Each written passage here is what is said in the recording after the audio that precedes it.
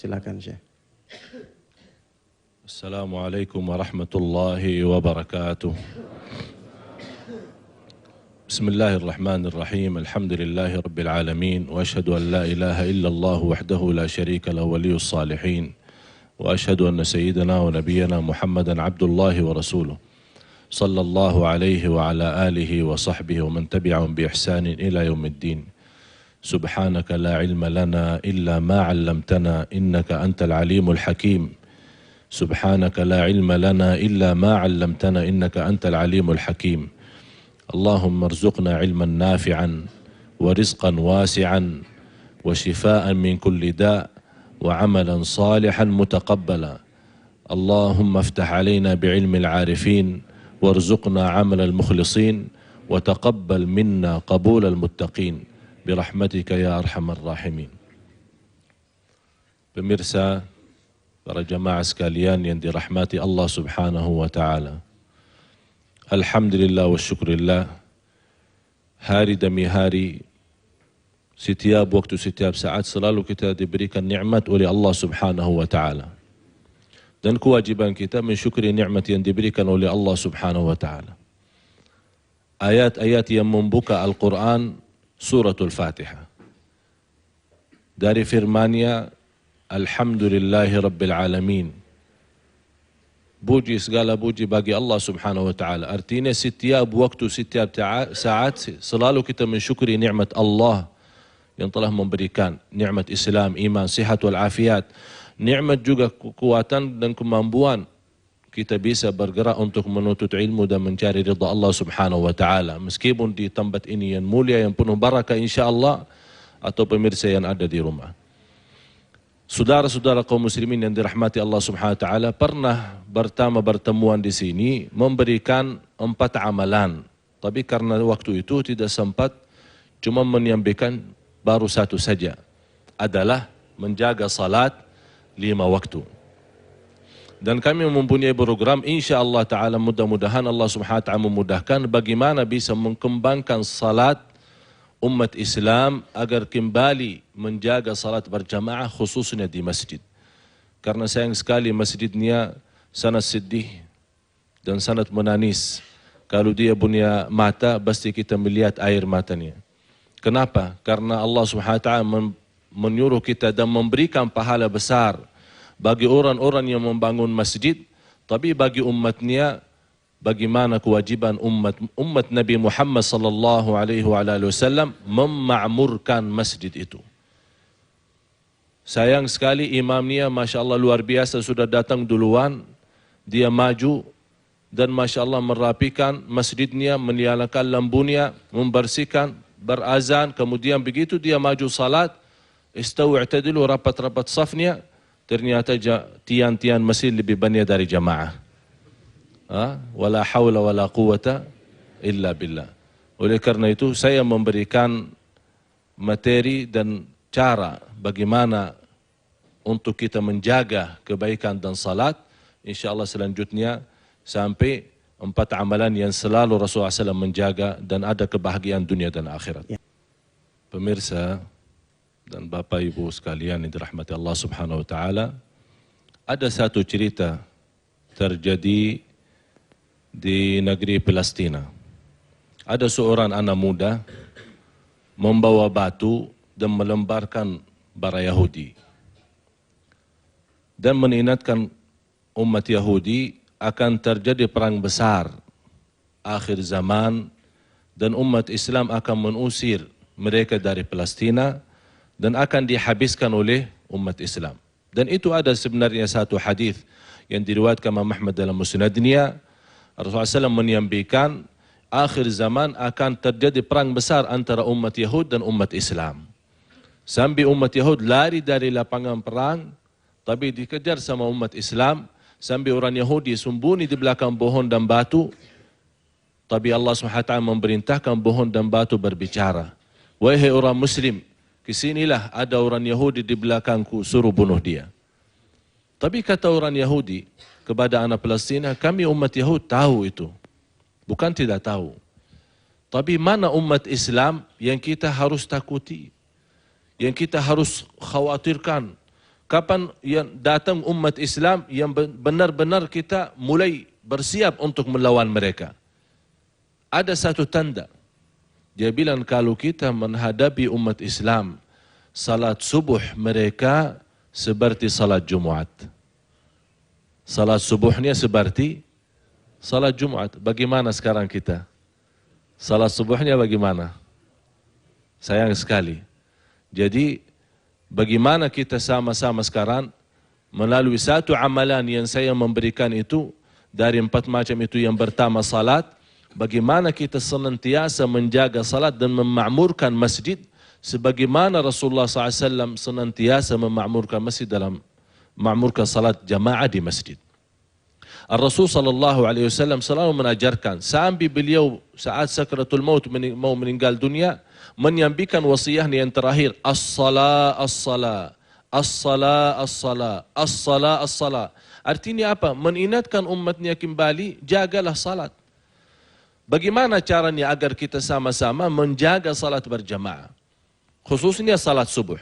Saya minta sama para hadirin dan pemirsa di rumah, masing-masing harus berusaha dan berjanji kepada Allah Subhanahu wa taala. Mulai salat subuh besok, paling tidak minimal 2 orang atau maksimal 5 orang. Masing-masing kita sudah berusaha untuk membangun 2 orang, maksimum 5 orang. Kita telepon mereka, kita mengajak teman-teman ke masjid. Coba kalau masing-masing beroran membawa 2 orang saja, bisa dalam 1 minggu sudah membawa lebih dari 30.000 orang yang bisa salat di masjid. Coba bayangkan. Jadi saya berharap dan sama-sama kita berusaha masing-masing membawa saudaranya, temannya, istrinya, anaknya, tetangga, bisa melalui SMS. Kalau kita masih malas salat subuh, ya kita minta sama teman atau sama ustaz atau sama siapa yang senantiasa salat subuh, tolong sebelum salat subuh telepon saya atau SMS saya, atau bisa datang kalau dia memang tetangga kita, bisa mengajak ke masjid. Agar kita sama-sama membawakan firman Allah Subhanahu wa taala, innamal mu'minuna ikhwah. Sesungguhnya orang mukmin itu bersaudaraan. Saudaraan di mana? Kita selalu mengajak kebaikan agar sebagaimana kita bersama-sama dalam jalan Allah Subhanahu wa taala, insyaallah menjadi sama-sama di surga Allah bersama Nabi kita Muhammad sallallahu alaihi wasallam. Ada seorang ulama senantiasa menjaga salat di masjid. Salah satunya guru saya di Madinah. Lebih dari 60 tahun tidak pernah tinggalkan salat jamaah di masjid. Sampai tidak pernah tinggalkan takbirah pertama. Tiba-tiba malam hari dia sakit, tidak bisa bergerak. Dengar azan subuh, nangis, memanggil anaknya, suruh bawa saya ke masjid. Ayah, kamu lagi sakit, sudah ada alasan, sudah ada uzur. Orang yang sakit, yang tidak bisa jalan, yang sudah tidak bisa bergerak sama sekali, sudah diizinkan oleh Rasulullah SAW salat di rumah. Tapi kita sekarang sakit gigi, sakit gatal, sudah tidak mau ke masjid. Ada alasan katanya. Kata Rasul, kalau orang sakit duduk di rumah. Bukan sakit yang seperti itu. Terus dibawa sama anaknya ke masjid. Begitu masuk dalam salat, imamnya mulai takbiratul ihram, dia ikut takbiratul ihram, meninggal dunia. Barang siapa yang memuliakan perintah Allah, barang siapa yang memuliakan perintah Rasulullah, barang siapa yang menjaga tauhidnya, menjaga keimanannya, menjaga akhlaknya, akan Allah memberikan kemuliaan dunia dan akhirat. Berharap husnul khatimah seperti ini, jagalah kemuliaan agar Allah menjaminkan husnul khatimah. Jangan khawatir, kalau kita selama menjaga salat itu akan Allah memberikan husnul khatimah. Yang kedua, berzikir kepada Allah Subhanahu wa taala. Senantiasa berzikir di mana saja berada. Jangan hanya kita orang-orang yang suka berzikir tapi kalau ada jamaah rame-rame. Tapi kalau sendiri sudah lupa. Jadi kalau sama Ustaz Arifin Irham mau ikut berzikir sama-sama, tapi lagi sudah pulang ke rumah lupa. Kalau lagi berjalanan tidak berzikir. Kita duduk bersama-sama berzikir terus kita tinggalkan zikir bersama. sikap kita, akhlak kita, muamalah kita bersama orang lain jauh-jauh dari kemuliaan zikir. Kenapa bisa begitu? Padahal zikir itu Allah Subhanahu wa taala berfirman, "Alladzina amanu wa tatma'innu qulubuhum bi dzikrillah. Ala bi dzikrillah tatma'innul qulub." Berzikir membuat hati tenang. Kalau mau sukses di dunia dan akhirat, jagalah zikir kepada Allah. Subhanallah walhamdulillah wa la ilaha illallah wallahu akbar wa la hawla wa la quwwata illa billah. Di mana berada? Naik motor, naik mobil, naik bis, supir taksi, security. Di mana saja berada, lidahnya jangan berhentikan dalam zikir kepada Allah. Salah satu jalan yang termudah ke surga Allah, basahi lidah dalam zikir kepada Allah Subhanahu wa taala. Salah satu zikir Al-Quran. Termasuk Al-Quran itu zikir. Inna nahnu nazzalna dzikra wa inna lahu lahafizun. Bagaimana cara mudah menghafal Al-Quran? Di awalnya senantiasa menaji Al-Quran. Jangan lewat satu hari belum baca Al-Quran. Ada seorang saya ketemu di Madinah, di Masjid Nabawi dekat makam Nabi Muhammad SAW. Orang itu sudah lebih dari 55 tahun. Dia bilang sama saya betul-betul ingin dan berharap bisa menaji Al-Quran, tapi dia buta huruf. Saya melihat keadaannya sangat susah. Kalau kita mau ajarkan dari nol, takut mengambil waktu yang lebih lama. Saya memberikan tahu, bisa mempelajari dari nol, tidak ada kesusahan untuk mempelajari Al-Quran, tapi ada satu cara lagi, setiap selesai salat, minta tolong sama orang sebelahnya, habis salat membawa Al-Quran, tolong bacakan Al-Quran, saya orang buta huruf, tak bisa naji, tolong antum baca, kamu ikut dengar. Begitu dia sudah senantiasa, setiap habis salat, mengambil Al-Quran, terus kasih orang sebelah, minta tolong sama yang sebelahnya, dibacakan dia ikut, karena yang membaca dan mendengar pahalanya sama. Dia sudah rutin, setiap saya datang kemari melihat di masjid saya cari, oh Masya Allah, ini sudah senantiasa. Karena dia tidak mencari alasan. Karena dia buta huruf, tak bisa naji. Datang hari kiamat, ya Allah saya tak bisa naji karena buta huruf. Tak ada alasan. Kalau tidak bisa naji, bisa mendengar. Bisa setel kaset, ikutlah. Kalau tak bisa, ikut saja naji. Bersama kasetnya, atau bersama guru, atau bersama imam di kampung. Bagaimana saya? Jangan tinggalkan Al-Quran. Begitu orang itu, Masya Allah, senantiasa rutin menaji, mendengar Quran itu, selama 3 tahun, tidak pernah berhenti. Setiap selesai salat di Masjid Nabawi, dia membawa Al-Quran. Dibacakan sama orang sebelahnya. Apa yang terjadi? Di dalam satu hari bulan puasa, 3 tahun yang lalu, beliau membawa Al-Quran, kasih ke teman sebelahnya, dibacakan sambil melalui ayat yang ada sajadah. Yang membaca sujud, yang mendengar, yang buta huruf itu sujud, yang membaca sudah selesai dan bangun dari sujud, yang buta huruf meninggal dalam keadaan sujud. Masya Allah, tabarakallah. Bulan puasa di Masjid Nabawi, dekat makam Nabi Muhammad SAW, mendengar Al-Quran dalam keadaan sujud, mau apa lagi? Mau apa lagi? Husnul khatimah seperti ini. Ini yang namanya innahu laqur'anun karim. Sesungguhnya Al-Quran itu mulia dan memberikan kemuliaan. Mulia dan memberikan kemuliaan. Jadi saya harap para jamaah sekalian, di mana saja berada, jangan berhenti lidahnya dalam zikir kepada Allah Subhanahu wa taala. Orang lagi susah rezeki, lagi sakit, ingat kepada Allah saja. Fadhkuruni azkurkum, ingatlah kepadaku, aku ingat kepadamu. Akan Allah memberikan jalan keluar. Yang ketiga, satu amalan yang sangat mujarrab, yang sangat yakin, menyembuhkan dari segala macam penyakit.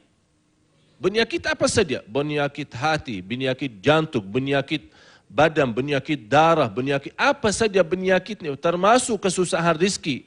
Diampuni dosanya, dijamin husnul khatimah, diselamatkan dari kematian mendadak, diselamatkan dari kematian buruk, dimurahkan rezekinya, diridai oleh Allah Subhanahu wa taala, diangkat kemurkaan Allah, diselamatkan dunia dan akhirat, diberikan kebahagiaan, bertambah keselamatan dan bertambah kebahagiaan, adalah itu sedekah. Bagaimana sedekah? Saya selalu mengingatkan, setiap orang datang memohon doa karena ibunya lagi sakit, saya mendoakan, dan yang kedua saya suruh sedekah. Itu sudah mujarrab dan yakin. Barang siapa yang tabib dengan niat, kita sering sebenarnya sedekah. Kita kadang-kadang lagi dalam perjalanan, apalagi kalau lampu merah, kita suka kasih orang-orang yang minta, yang sudah, apalagi yang kita lihat keadaannya susah, sudah tua, dia tidak mampu kerja, kita kasih. Tapi tanpa niat. Padahal itu ibadah. Rasulullah SAW bersabda, jangan engkau menghina kebaikanmu sekecil apapun. La tahqiranna minal ma'rufi syai'in. Walaupun koin-koin itu yang kita berikan, jangan lupa niatnya sedekah. Saat kita memberikan sedekah itu, apapun besar atau kecil, jangan lupa berniat. Ya Allah, aku berniat dan sedekah itu sembuhkan saya dari penyakit. Sembuhkan ibu saya, sembuhkan anak saya. Itu 100% mujarrab. Tergantung keyakinan kita. Kalau mau coba-coba, tidak berhasil. Tapi kalau yakin, sebesar keyakinan kita, 100% bisa jadi. Kata ulama, kalau mau melihat keajaiban, qudratullah, keajaiban, kekuasaan Allah, harus kita punya keyakinan terhadap Allah 100%.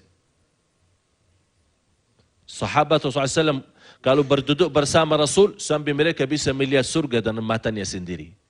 Kenapa? Keyakinan. Rasul menanamkan keyakinan yang luar biasa. Begitu kita kalau saat berdoa, jangan bilang, ya saya banyak dosa. Kalau guru yang dari Madinah, Syekh Ali bisa diterima doanya. Kalau kita masih, siapa yang bilang begitu? Belum tentu. Mudah-mudahan kita sama-sama diterima doa kita oleh Allah Subhanahu wa taala. Tapi harus saat berdoa dengan yakin Allah akan menerima. Karena Rasulullah SAW bersabda, "Ud'u Allah wa antum muqinuna bil ijabah." Doalah kepada Allah dalam keyakinan akan Allah menerima doanya.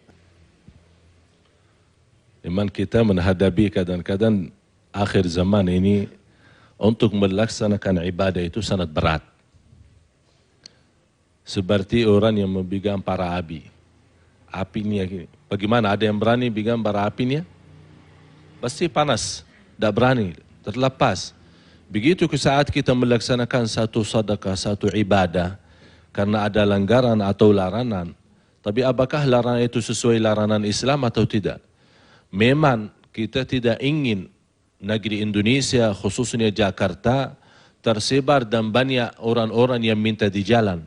Kita tidak senang, tapi kita bisa nilai orang-orang yang betul keadaannya kelihatan susah, orangnya tua, orangnya sakit, tidak bisa apa-apa, tidak bisa kerja.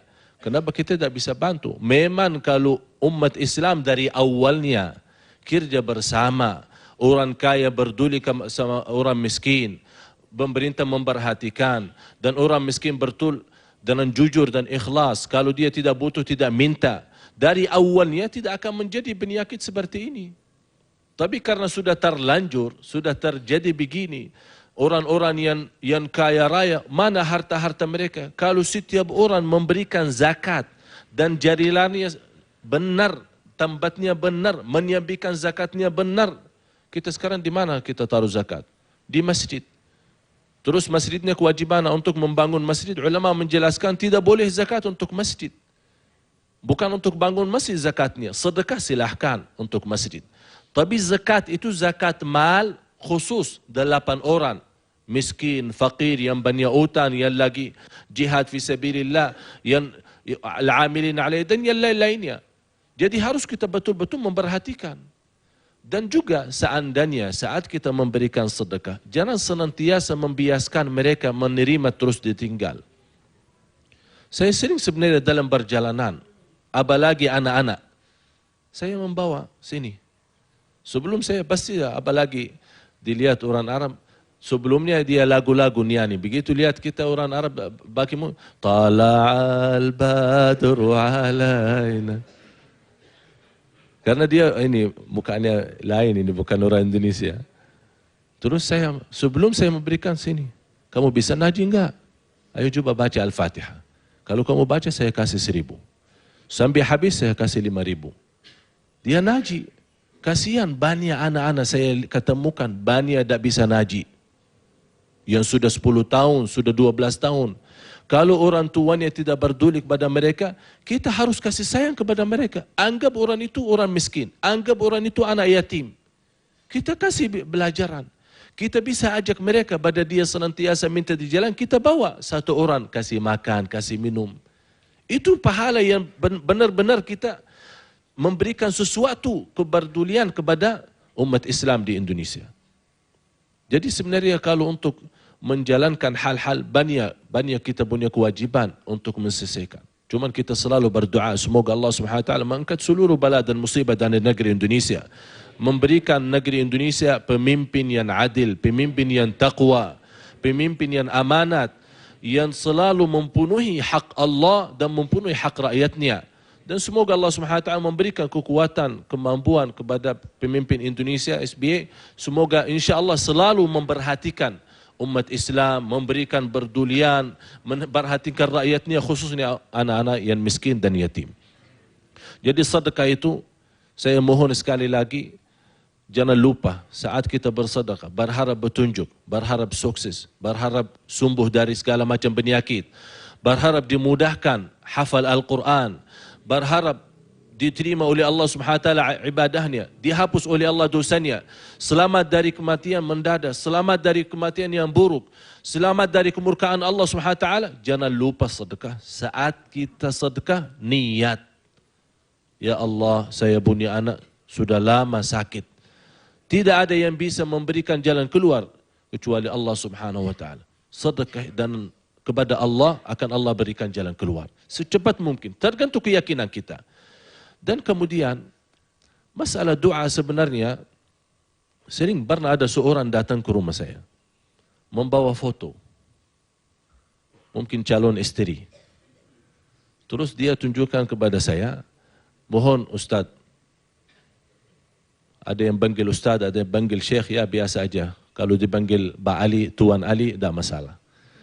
Jadi dia bawa foto, tolong lihatkan saya ini, bagaimana nasib saya dan jodoh saya ini ke depan.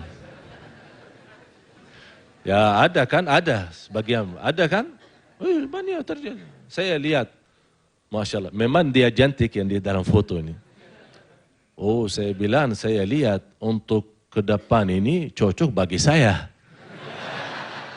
Oh, kaget dia. Ustaz, saya datang minta tolong sama antum, masa bagi? Oh, itu yang saya lihat. Saya dah lihat buat antum apa-apa. Yang saya lihat buat saya. Memang dia percaya seperti ini. Itu yang dirusakkan oleh musuh-musuh Islam. Merusakkan kita punya kepercayaan terhadap orang yang mulia saja.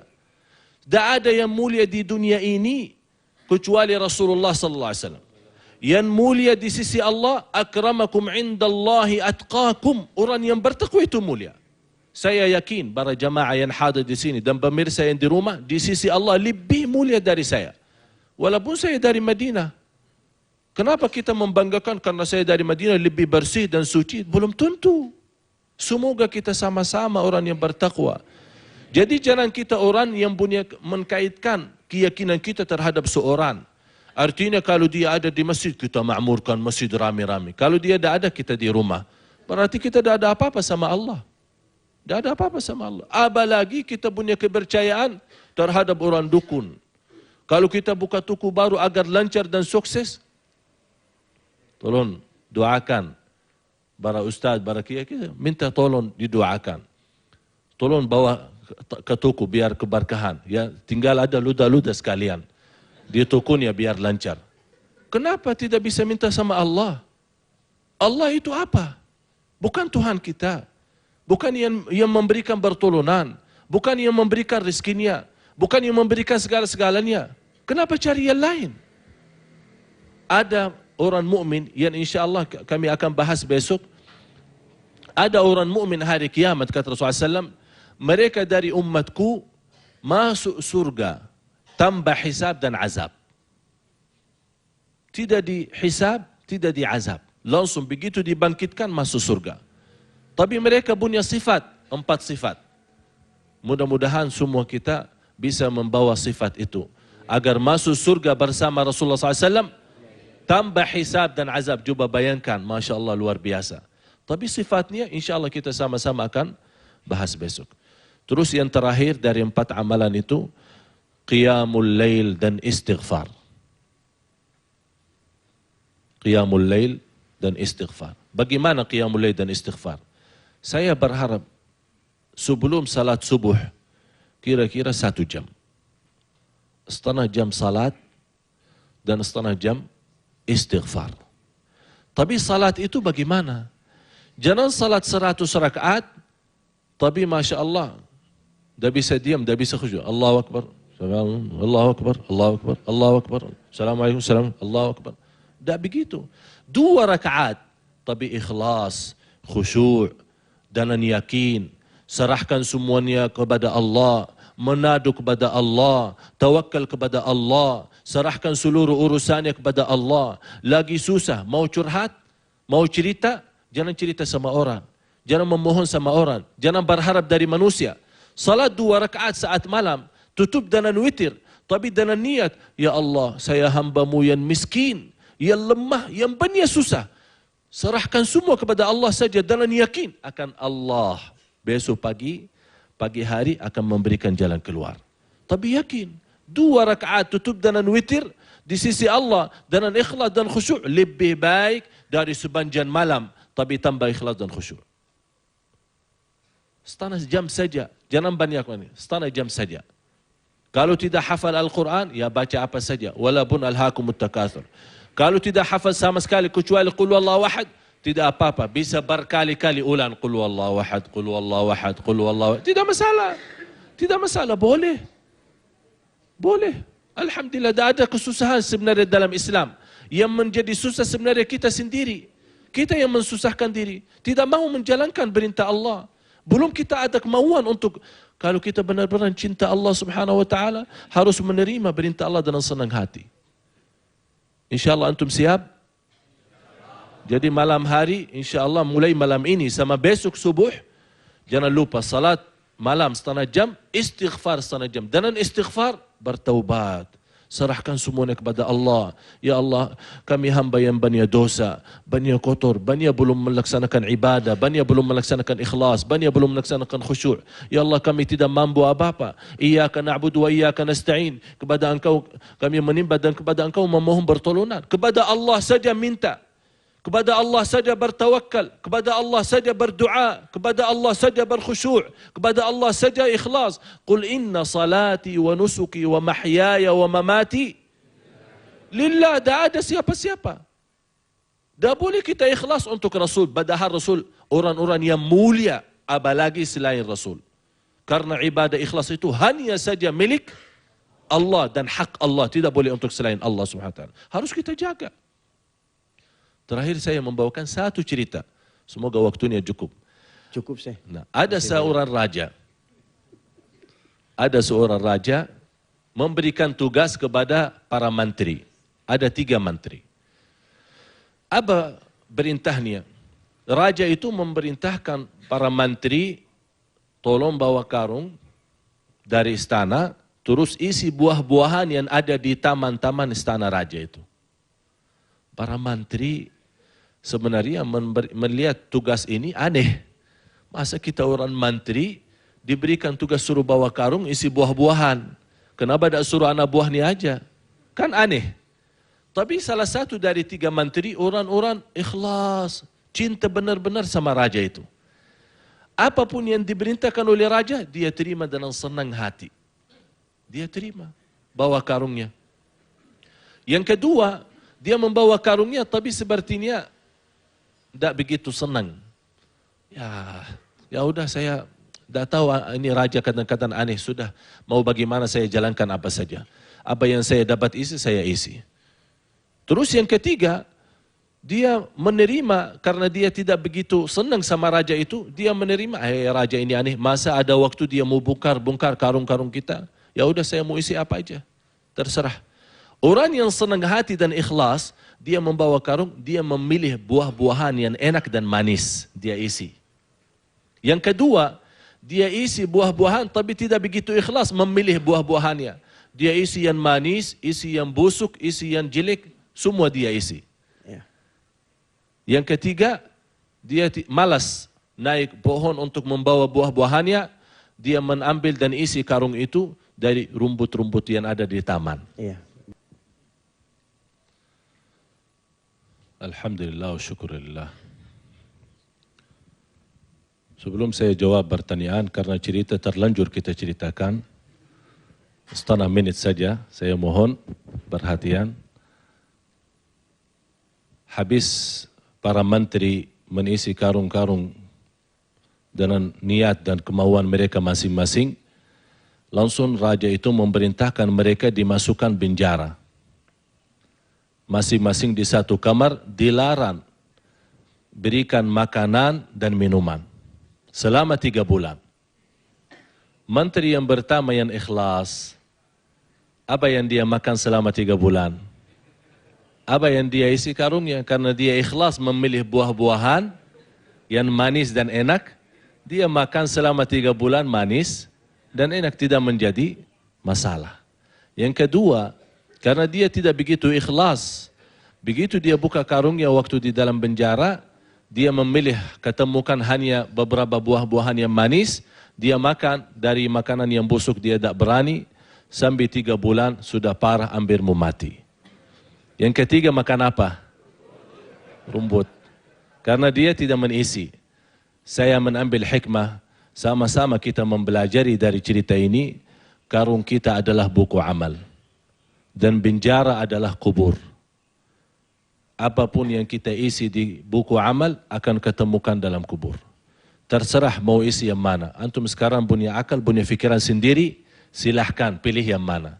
Mau isi yang manis, yang enak, insya Allah ketemu yang manis dan enak. Dan insya Allah selanjutnya hari kiamat lebih bahagia dan manis dan enak.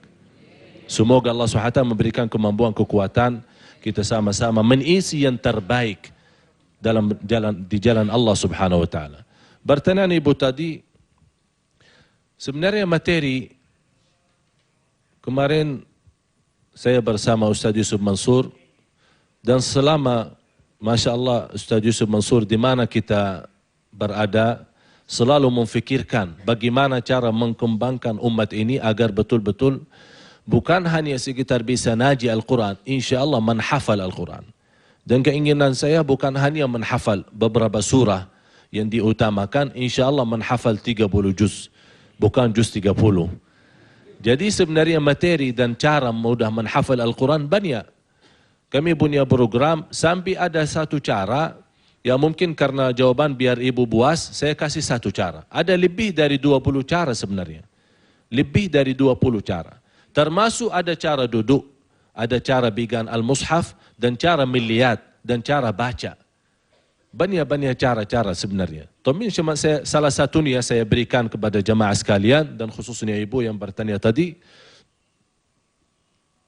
Saat kita mau naji, harus ada 3 hal. Mendengar, melihat, dan menaji.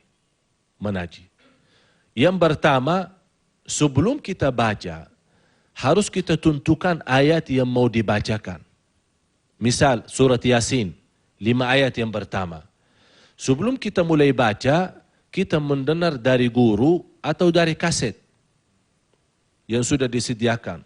Apalagi kasetnya Ustaz Yusuf Mansur sudah saya mendengar bacaannya, dia kemarin minta bagaimana menurut saya bacaannya Ustaz Yusuf Mansur. Ya baguslah untuk insyaAllah umum jamaah, bagus untuk bisa kita ikutilah. Karena sangat sederhana, bisa diikutilah. Walaupun insyaAllah ke depan kita bisa nanti lama-lama menyempurnakan bacaan kita. Jadi kita sebelum menaji harus mendengar. Minimal 5 kali sampai 10 kali. Kita mendengar saja, fokus mendengar, jangan naji, jangan baca. Yang kedua, habis sudah mendengar baik-baik, kita melihat ayat yang ditentukan.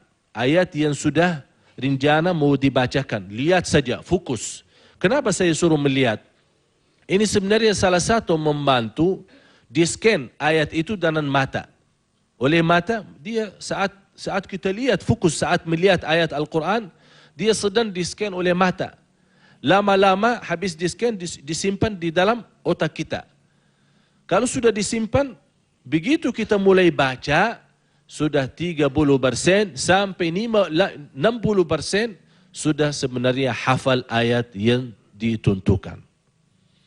Dan untuk mempraktikkan memang harus bisa mungkin karena waktunya tidak mencukupi untuk kita membahas secara luas, tapi yakin para jamaah sekalian dan pemirsa di rumah, untuk menghafal Al-Quran sangat mudah dan tidak ada kesusahan.